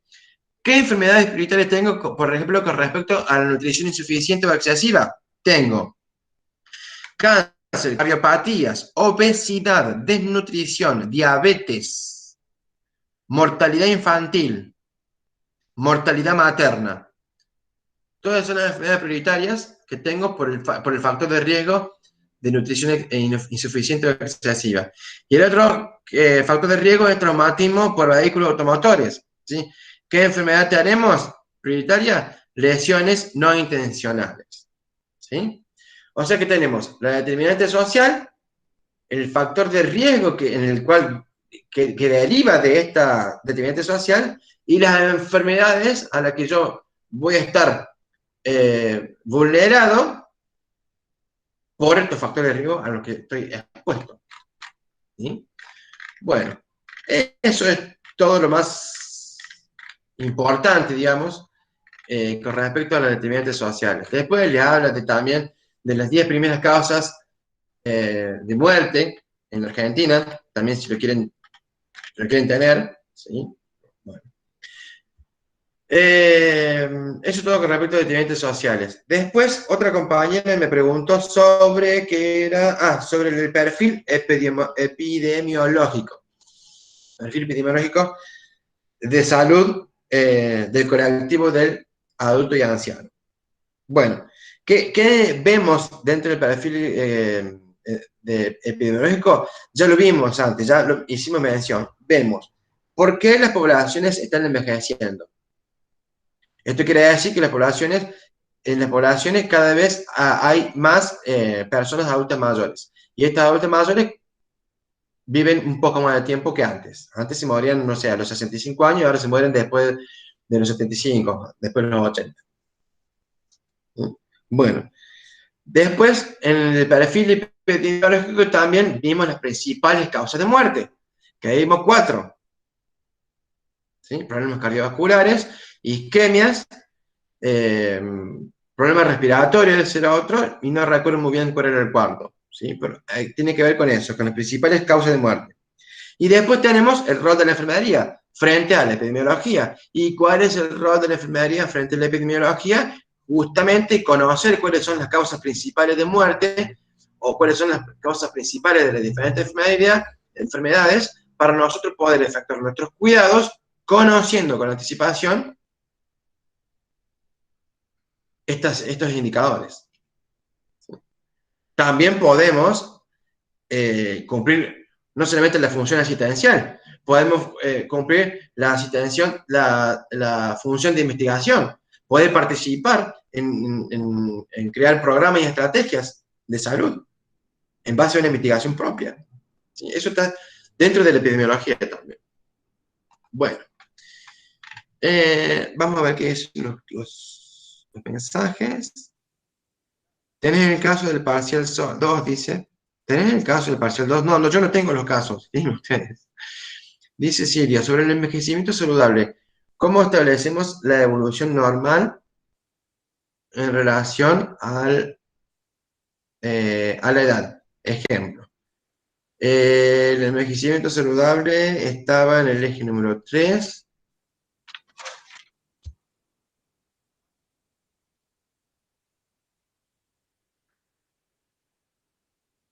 No, estaba en el eje número 3, estaba en el eje número 4, creo.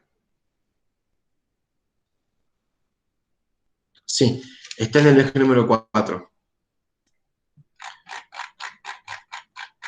Como no tengo todos los temas en la cabeza, todos los ejes en la cabeza, los tengo que buscar acá. ¿Cómo? Es un PDF antes de sexualidad. ¿Un PDF antes de qué? De sexualidad. Sí, entonces está en el eje número 4. Hola, profe, ¿se escucha? Sí, decime. Sí, tengo una pregunta con esto del perfil epidemiológico. A nosotros en el primer parcial nos habían dado que hiciéramos una entrevista, ¿no? Y nos pidieron que hagamos el perfil epidemiológico de esta persona, o sea, de este adulto que habíamos entrevistado, y lo relacionemos con indicadores. En mi caso, o sea, yo puse en el perfil epidemiológico que mi paciente, por ejemplo, tenía problemas cardiovasculares, tenía hipertensión arterial y tenía diabetes.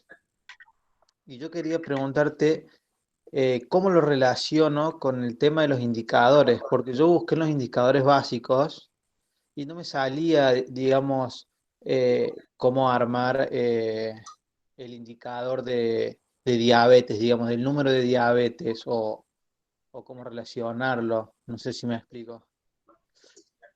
Sí, ¿y de qué información? O sea, ¿te daba algún otro dato? Porque vos cuando vas a ver la consigna, fíjate en todos los datos que te dan en el caso. ¿Tenía algún dato que te diera la pauta de algún indicador? Profe, perdón. No, porque yo, o sea, solamente yo le había preguntado, digamos, a mi paciente cuáles eran las enfermedades que padecía, que me dijo cáncer, perdón, diabetes y hipertensión arterial. Y yo lo que quise hacer es relacionarlo, relacionar la vejez con la diabetes a través de algún indicador. No sé si me explico. Emiliano, Sí. perdón, profe, que me meta. Pero yo me acuerdo que, por ejemplo, bueno, a mí también, porque la paciente que yo había elegido también tenía cardiovascular, y cuando yo lo relacioné, también yo en el perfil epidemiológico nombré que era una persona enferma, ya crónica, le nombré las enfermedades, y cómo lo relacioné con los indicadores. Había una bibliografía que daba unas ciertas tablas de estadísticas en Argentina y a nivel mundial de lo que eran las enfermedades, ya sea prevalecentes en la edad de adulto mayor, en la vejez, y también lo que eran las causas principales de muerte en ese rango etario. Y hablaba en una de al final de esas tablas, daba una explicación y decía indicadores, y ahí estaba el cardiovascular, estaba los traumatismos por caídas, o sea, como la parte de la movilización, cuando un paciente queda inmovilizado, entonces dependiente totalmente, y cómo se vuelve vulnerable por eso. De la esperanza de vida hablaba también. Entonces, en esa parte estaban los indicadores. Yo no me acuerdo ahora, pero era una bibliografía con tablas, estadísticas, y al final daba la explicación y ahí lo podías relacionar con el indicador. Bueno, muy bien. Pero eso estaba en el material que nos dieron, ¿o es aparte, María? No, estaba ahí. Yo ahora 2 minutitos lo voy a buscar, y si querés después lo paso en el grupo, Emi. Bueno, gracias. paso en el grupo. Y ahora te cuento lo que hice yo. Cuando tengo que abordar un perfil epidemiológico de una persona entrevistada por nosotros, la persona que entrevisté yo tenía, ¿qué problema tenía? Creo que era problemas de artrosis, artritis, problemas en los huesos, en los músculos y demás. Entonces yo me fui a 2 indicadores, ¿sí? Primero, el primer indicador que fui a la población de esa edad. En este caso, mi paciente tenía 64 años, entonces yo ubiqué a mi entrevistada, ¿sí?, dentro de la población nuestra en Argentina. Y dije, por ejemplo, bueno, esta paciente está dentro del,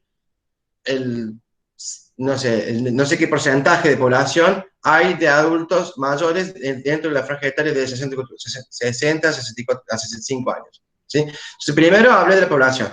¿Dentro de qué franja etaria ella se encontraba? Para saber de quién estamos hablando. ¿Sí? Y hacer una adulta mayor, después tome como segundo indicador la enfermedad que ella tenía. Bueno, esta persona tiene estas enfermedades y tanta cantidad de personas se enferman por año de acuerdo al censo, a la tabla que estaba viendo, ¿sí? Y dentro del aula virtual, yo tenía, no sé si lo tendrán ustedes ahora, pero dentro del aula virtual, me voy a fijar, dentro del aula virtual estaban todas las tablas del INDEC. Entonces yo agarré, se me ocurrió, primero la población y después se me ocurrió el problema de enfermedad que yo tenía. Y busqué las tablas del INDEC que me decían las dos cosas y lo expliqué así. Sí, Encuadré a son la esas. persona encuadré a la persona dentro. Entonces, al encuadrarla dentro de los indicadores, ya estoy dando un perfil epidemiológico con número estadístico y todo. Ah, sí, sí, me acuerdo, yo también usé esa tabla del INDEC, pero no nos habían dado eso en el material bibliográfico. Por Sí, eso no me Emi, resulta...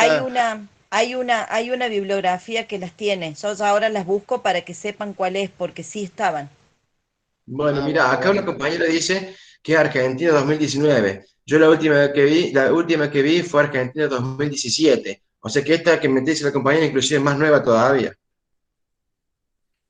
Está en la Claro. bibliografía, dicen ahí. Y Candela los está mostrando ahí. Mire, esos son Candela, muy bien. Y otra pregunta con respecto a eso. Por ejemplo, ¿el Sí. COVID entraría dentro de los factores de riesgo, digamos, en el perfil epidemiológico para las personas mayores? O sea, podríamos hacer un indicador con el COVID porque es algo que afecta a las personas mayores, digamos, ¿o no? Depende desde el punto de vista que vos lo quieras abordar. Obviamente que el COVID está siendo estudiado a nivel epidemiológico, porque en base a la epidemiología estamos viendo cómo enfrentar la pandemia. ¿Bien? O sea que el COVID-19, no sé si es un indicador, pero es un tema central a partir del cual yo puedo hacer innumerables investigaciones. ¿Sí?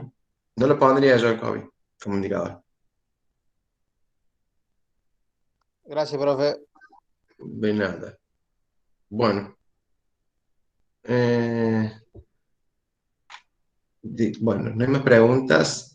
Ah, había una antes, creo que era del envejecimiento saludable. No hablamos de eso. Dice, sobre el envejecimiento saludable, ¿cómo establecemos la evolución normal en relación a la edad?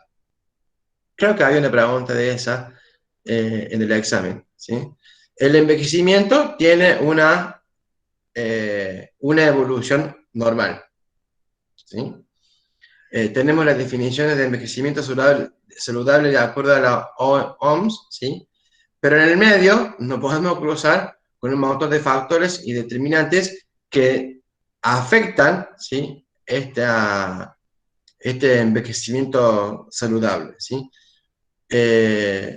¿Cuáles son? Bueno, tenés aspectos psicopsiquiátricos y aspectos psicosociales, ¿sí? No sé bien hacia dónde va a apuntar la pregunta, pero si vos querés apuntar al envejecimiento saludable, lo que tenés que poner es la definición del envejecimiento saludable, sin que la persona esté alterada por todas las determinantes sociales que ya hemos visto y por todas estas teorías que menciona el tema.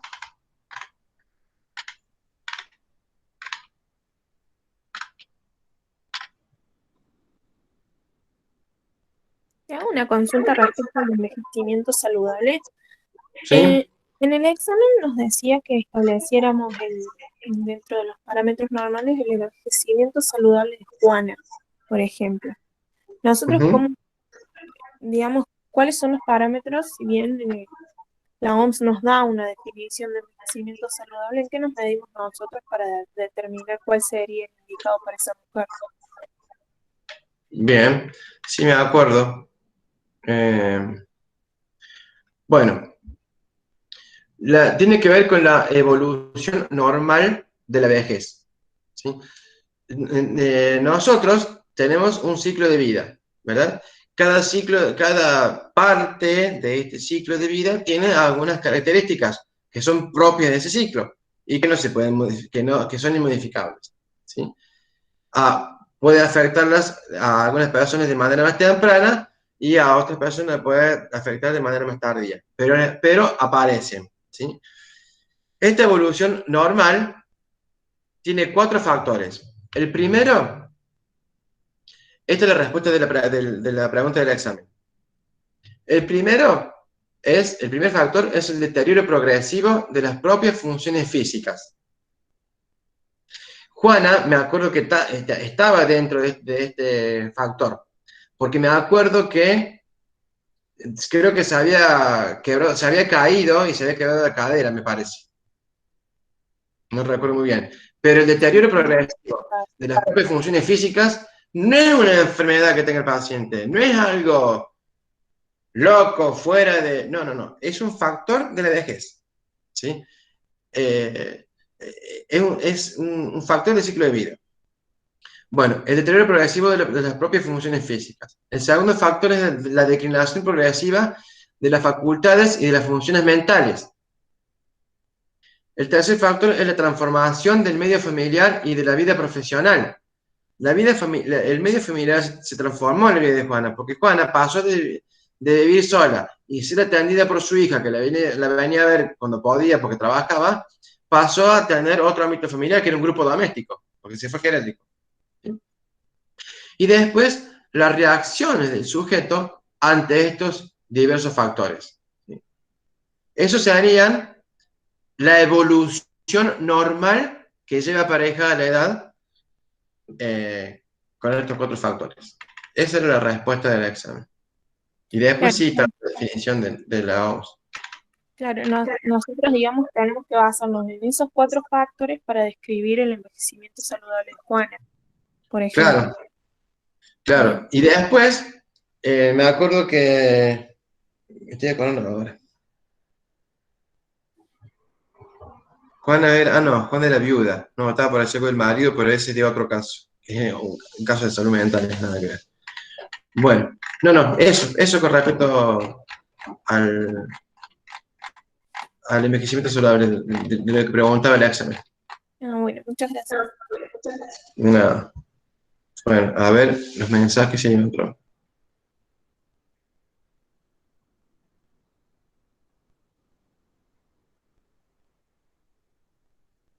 Analía Ugarte.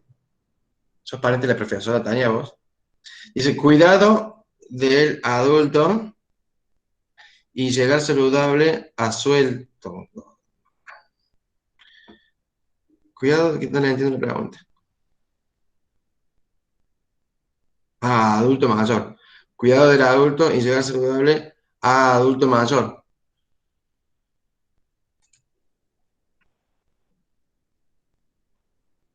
Bueno, para poder efectuar los cuidados, vos podés efectuar los cuidados dentro de la familia, dentro de la institución, eso ya lo vimos antes. Pero vos para poder efectuar los cuidados, para llegar a un envejecimiento saludable, tenés que tener en cuenta varios aspectos que están ahí en el eje.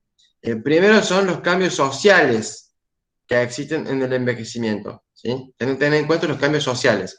Después tenés que tener en cuenta 2 cambios más. Los psicopsiquiátricos, los cambios psicopsiquiátricos y los cambios fisiológicos y funcionales. Fisiológicos habla de las funciones del paciente. Por ejemplo, que el paciente ya no tiene retención urinaria, por ejemplo, o si la mantiene. Las funciones o la fisiología de la locomoción, que a lo mejor ya no puede caminar solo, no se puede dejar solo, ¿sí? Bueno, esos cambios, ¿sí? Son los que vos tenés que tener en cuenta a la hora de llevar a cabo un envejecimiento saludable. Un cuidado para llegar a un envejecimiento saludable.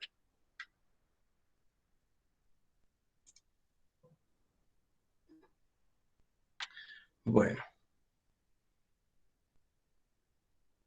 Fisiológicos, ¿y cuál más?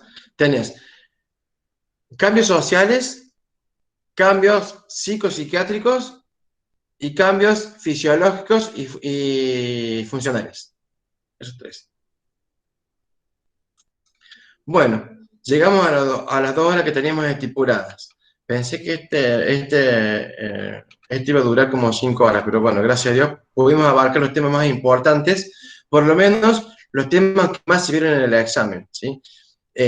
Traten de, acá me dicen que veamos un caso. Bueno, vimos el caso de Juana, ¿sí? Vimos el caso de Juana y vimos cómo abordarlo desde el punto de vista del perfil epidemiológico, del envejecimiento saludable, ¿sí?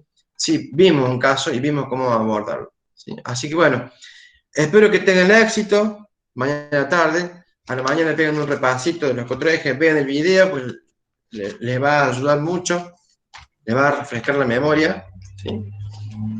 Y bueno, si les puedo ayudar en algo más, aprovechen ahora, casi para siempre.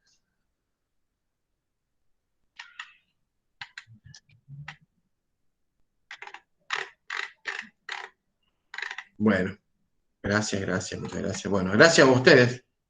Gracias por la participación. Por estar activos en el grupo. Bueno, muchos éxitos y nos veremos